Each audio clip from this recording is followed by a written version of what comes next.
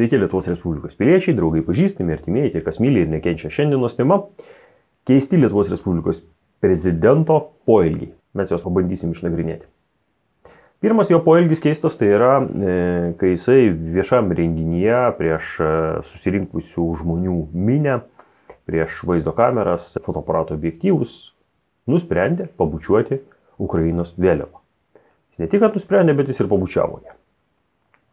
Tai va, yra pirmas keistas poelgis. Antras keistas poelgis, kai jisai, bandydamas pasiteisinti debato metu Lukiškių kalėjime, pasiteisindamas pasakyti, kad jisai tai padarė iš pagarbos Ukrainos kariam, nes jisai pabučiavo Ukrainos kario kraują. Kuris net nesuprato, kodėl aš pabučiavau Ukrainos vėliavą.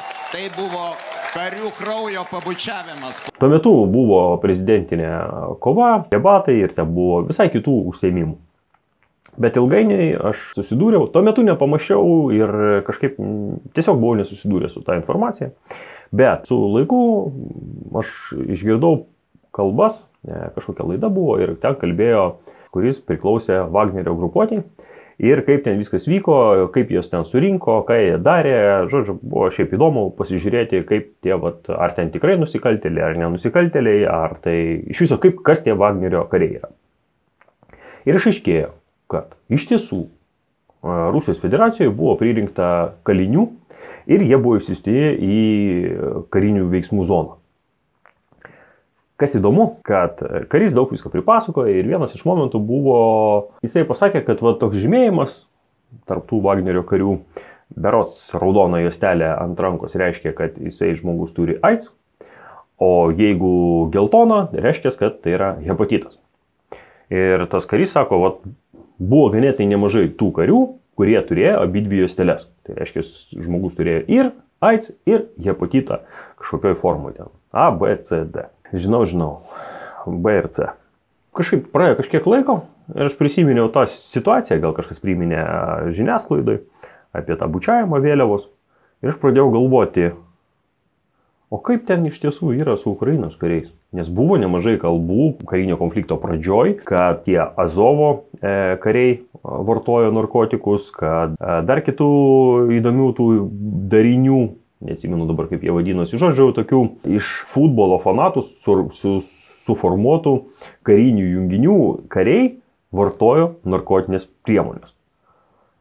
Ir buvo nemažai parodyta vaizdo įrašų, kur užima Rusijos kariuomenė kažkokią vietą. Kiniečiai, man atrodo, kiniečių kažkoks kanalas rodė naujienas apie tai, kad užimta ir tenai randa narkotikų. Ir man kyla klausimas. Jeigu tai yra tiesa ir Ukrainos kariuomenėje yra nemažai narkomanų, koks procentas tų narkomanų serga hepatitu arba AIDS arba abiem tom lygom kartu sujungus? Suprantat, kur lenkiu? Iš čia kyla klausimas. Nejaugi mūsų šalies prezidentas yra tiek silpnų protinių gebėjimų, kad jis neįvertino, kad tas kraujas gali pakenkti jo sveikatai. Kreipiuosi į Gitaną Nausėdą.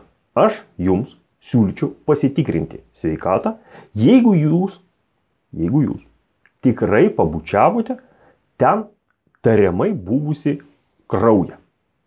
Nes mes galime tik spėti, kieno tas kraujas buvo. Ar tai Vagnerio karių, ar tai Ukrainos karių. Ten aš abejoju, kad buvo užrašas tyrimo, pridėtas numeris kraujo tyrimo, kuris nustatė, kad tai yra gryna kraujo ukrainiečių kraujas. Ir kad tas grynakraujis ukrainietis neturi jokių ligų. Aš abejoju. Galimas daiktas. Gitanas Nausėda nėra silpnų protinių gebėjimų ir visgi jisai yra gudrus šunsnukis, kuris išsisukinėdamas iš situacijos, iš nepatogios situacijos. Nes vėliavos etiketas mūsų šalyje neleidžia tokių veiksmų. Aukščiausiam šalies vadovui neleidžiama, nėra numatyta, kad jisai galėtų bučiuoti svetimo šalies vėliavą. Nes tai kaip būtų išdavystė. Jisai prisiekia tai vėliavai. Jisai nusilenkia tai šaliai. Negražu. Tai galimas daiktas, kad jisai nėra silpnaprotis, jis yra tiesiog šunsnukis, kuris melavo tiesioginio eterio metu. visiems Lietuvos Respublikos piliečiam, kurie tuo metu žiūrėjo ir kurie žiūrėjo po to tą įrašą ir kurie dar gali pasižiūrėti tą įrašą. Tai, kad tie du keisti jo poelgiai. Pirmas keistas poelgis tai yra vėliavos bučiavimas, kitas keistas poelgis bandymas keistai išsisukti iš situacijos, į kurią jisai pats niekieno neskatinamas įsivėlė. Galbūt skatino, nežinau, negaliu pasakyti, ar ten už jo stovi kas nors su botagu, su pagaliu, bet situacija piešėsi štai taip. Šiai dienai tiek. Viso geriausio.